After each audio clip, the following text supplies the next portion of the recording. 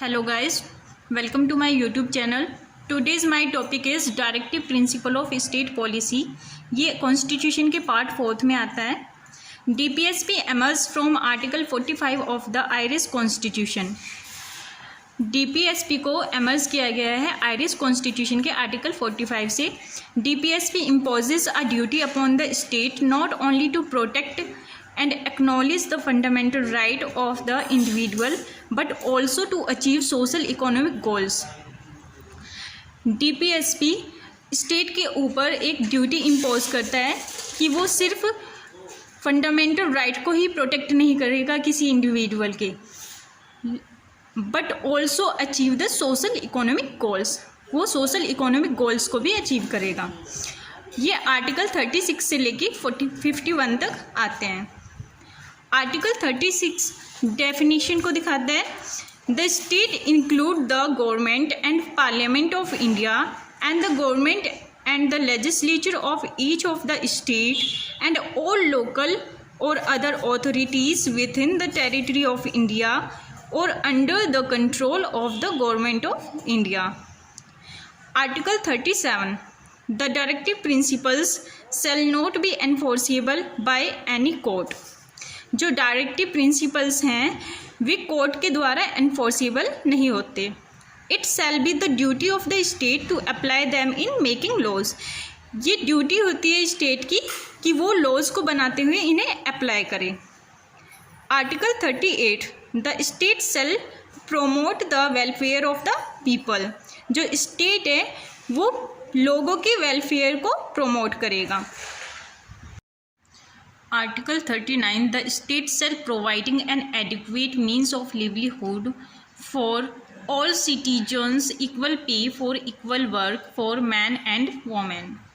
State जो है वो हमें जो हमारे डेली बेसिस पे हमें सामान चाहिए जीने के लिए उसको प्रोवाइड कराएगा और इक्वल पे होगा फॉर इक्वल वर्क के लिए, चाहे वो मैन हो या वोमेन हो.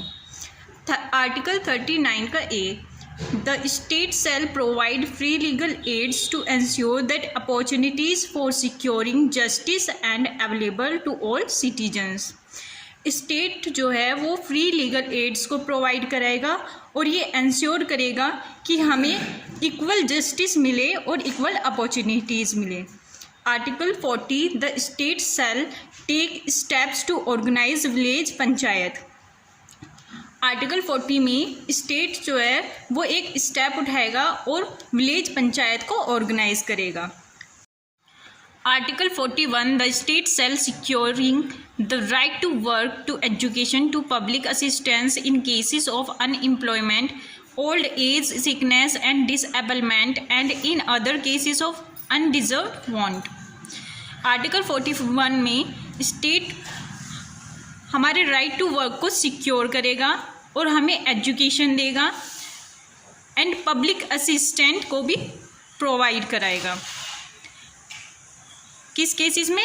अनएम्प्लॉयमेंट केस में, ओल्ड एज में और सिकनेस में, या किसी को डिसेबलमेंट है उस टाइम.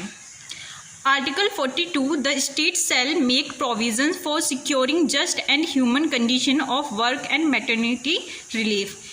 आर्टिकल 42 में स्टेट एक प्रावधान बनाएगा और सिक्योर करेगा हमारी सारी कंडीशंस को जो हमें नीड है वर्क करते टाइम, और हमें प्रोवाइड करेगा मैटरनिटी रिलीफ.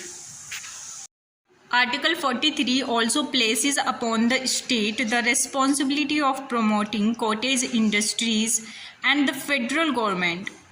आर्टिकल 43 जो है वो एक ड्यूटी इम्पोज करता है स्टेट के ऊपर कि उसकी रेस्पॉन्सिबिलिटीज़ है कि वो कॉटेज इंडस्ट्रीज़ और फेडरल गवर्नमेंट को प्रोमोट करे.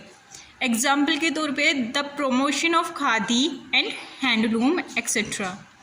Article 44 the state shall endure to secure for the citizen uniform civil code throughout the territory of India. Article 44 जो है वो स्टेट 44 में स्टेट की ड्यूटी है कि वो यूनिफॉर्म सिविल कोड को सिक्योर करेगा सिटीजन्स के लिए. Article 45 The state shall provide compulsory and free education for children between the age of 6 to 14 years. Article 45 में स्टेट की ये ड्यूटी है कि वो प्रोवाइड कराएगा free education between the age of 6 to 14 years, 6 से 14 साल के बच्चों के लिए। और ये इसको आर्टिकल 45 को 86th अमेंडमेंट के थ्रू लाया गया था 2002 में, और इसको फंडामेंटल राइट से कन्वर्ट किया गया था। Article 46 the state to promote the interest of and work for the economic uplift of scheduled caste and scheduled tribes and protect them from discrimination and exploitation.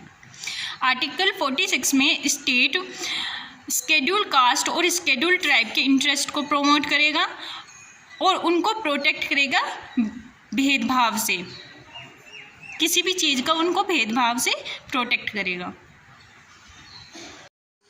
Article 47 the state to raise the standard of living and improve public health and prohibit this consumption of intoxicating drinks and drugs injuries to health.